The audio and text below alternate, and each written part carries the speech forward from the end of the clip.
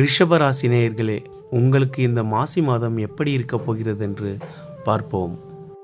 உழைப்பையே உயிர் நாடியாக கொண்டவர்கள் நீங்கள். எதிரிக்கு கூட அன்பையே பதிலடியாக கொடுப்பீர்கள். உங்கள் ராசி காலபுருஷனுக்கு 2ஆம் வீடாகும். ஸ்திரத்தன்மை கொண்ட நில ராசியாகும். ஒரே இடத்தில் நிலைத்து நின்று இயங்கக்கூடிய ராசி. நீங்கள் ஆணாக இருந்தாலும் பெண்ணாக இருந்தாலும் சர்வ லட்சணம் பொருந்தியவராக இருப்பீர்கள்.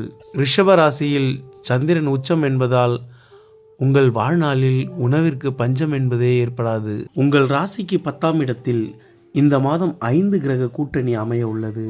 சூரியன் மற்றும் செவ்வாய் பகவான் திக்பலம் பெறுவது நன்மையையே ஏற்படுத்தும்.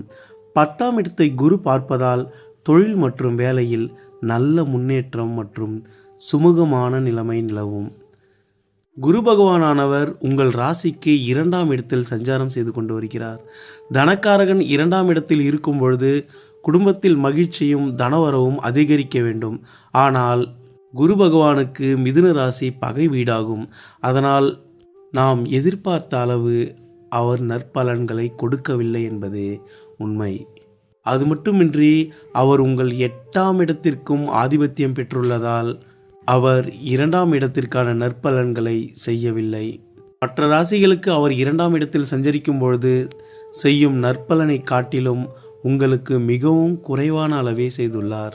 அது மட்டுமின்றி உங்கள் 2ஆம் இடத்தில் அமர்ந்துள்ள குரு பகவான் உங்களுக்கு கடன் பகை நோயை கொடுக்க வேண்டிய 6ஆம் இடத்தையும் வம்பு வழக்கு ஆயுள் கண்டத்தை ஏற்படுத்தக்கூடிய 8ஆம் இடத்தையும் பார்வையிடுவதால் உங்களின் 6ஆம் இடம் மற்றும் 8ஆம் இடத்திற்கு குரு பகவானின் பார்வை பலம் சேர்க்கிறது. இதனால் உங்கள் எதிரிகளின் கை ஓங்கியே உள்ளது. உங்கள் ராசிக்கு யோகரான சனி பகவான் உங்களுக்கு லாபஸ்தானத்தில் அமர்ந்து நன்மைகளையே செய்து கொண்டிருக்கிறார். மாசி மாதத்தின் பிற்பகுதியில், அதாவது 3/3/2026 அன்று கும்ப ராசியிலிருந்து மீன ராசிக்கு உங்கள் ராசி அதிபதி சுக்கிர பகவான் பெயர்ச்சியாகிறார். மீன ராசியில் உச்சமடையும் உங்கள் ராசிநாதன் உங்களுக்கு அனைத்து விதத்திலும் நன்மைகளையும் வெற்றியையும் பெற்றுத்தரப்போகிறார். லாபஸ்தானத்தில் அவர் உச்சம் பெறுவதால் உங்களுக்கு தனவரவு அதிகரிக்கப் போகிறது. ஆடம்பர பொருட்களை வாங்குவது, இன்ப சுற்றுலா செல்வது, வீடு மண் மனை வாங்க இது ஏற்ற நேரமாகும். மாதத்தின் பிற்பகுதியில் மனதில் மகிழ்ச்சி நிறையும் நிகழ்வுகள் நடைபெறும். 4ஆம் இடத்தில் கேது பகவான் இருப்பதால் உடல் நலத்தில் கவனம் செலுத்துங்கள். அடிவயிற்றில் வலி ஏற்பட வாய்ப்புள்ளது. அல்சர், கிட்னி ஸ்டோன் போன்றவை ஏற்படவும் வாய்ப்புள்ளதால் சிறிய தொந்தரவு என்றாலும் சரியான மருத்துவ ஆலோசனை பெற்றுக்கொள்ளுங்கள். உங்கள் குடும்பஸ்தானத்திற்கும் பூர்வ புண்ணியஸ்தானத்திற்கும் அதிபதியான புதன் பகவான் இம்மாதம் முழுவதும் வக்ரமாகவே சஞ்சரிக்கப் போகிறார். எனவே பிள்ளைகள் வழியில் சில மனக்கசப்புகளும் செலவுகளும் ஏற்பட்டு விலகும். இந்த மாதத்தின் தொடக்கத்தில் சுக்கிர பகவான் ராகு பகவானுடன் சேர்ந்து சஞ்சரிப்பதால் ரிஷபராசி ஆண்கள் உங்களை விட வயது மூத்த பெண்களால் சில அவமானங்களை சந்திக்க நேரிடும்.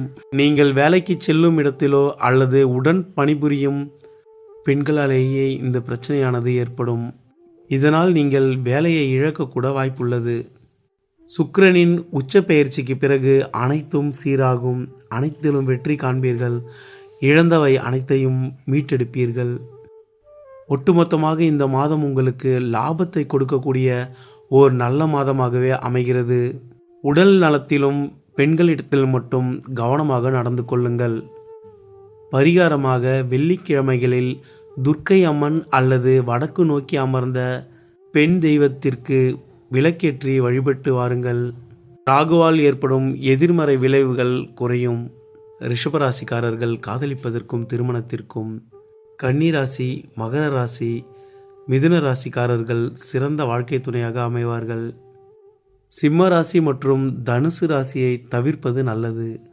ரிஷப ராசியில் 3 நட்சத்திரங்கள் உள்ளன: கார்த்திகை, ரோகிணி, மிருகசிருஷம். கார்த்திகை நட்சத்திரக்காரர்கள் தங்கள் செயலில் வெற்றியையும் சாதகமான பலனையும் பெற உங்கள் நட்சத்திரத்திற்கு 6வது நட்சத்திரமான பூசம், அனுஷம், உத்திரட்டாதி நட்சத்திரத்தை பயன்படுத்துங்கள். இந்த நட்சத்திரம் வரும் நாட்களை நீங்கள் பயன்படுத்தும் பொழுது அனைத்து வகையிலும் சாதகமான பலனையே பெறுவீர்கள். ரோகிணி நட்சத்திரக்காரர்கள் ஆயில்யம், கேட்டை, ரேவதி ஆகிய புதனின் நட்சத்திரங்களை பயன்படுத்துவது சாதகமான பலனை ஏற்படுத்தும்.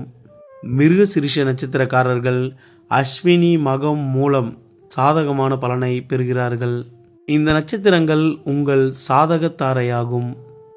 இந்த மாதம் 10ஆம் இடத்தை குரு பார்ப்பதும் 11ஆம் இடமான லாபஸ்தானத்தில் உங்கள் ராசியதிபதி உச்சம் பெறுவதும் சகல விதத்திலும் உங்களுக்கு நன்மையை ஏற்படுத்தப் போகிறது.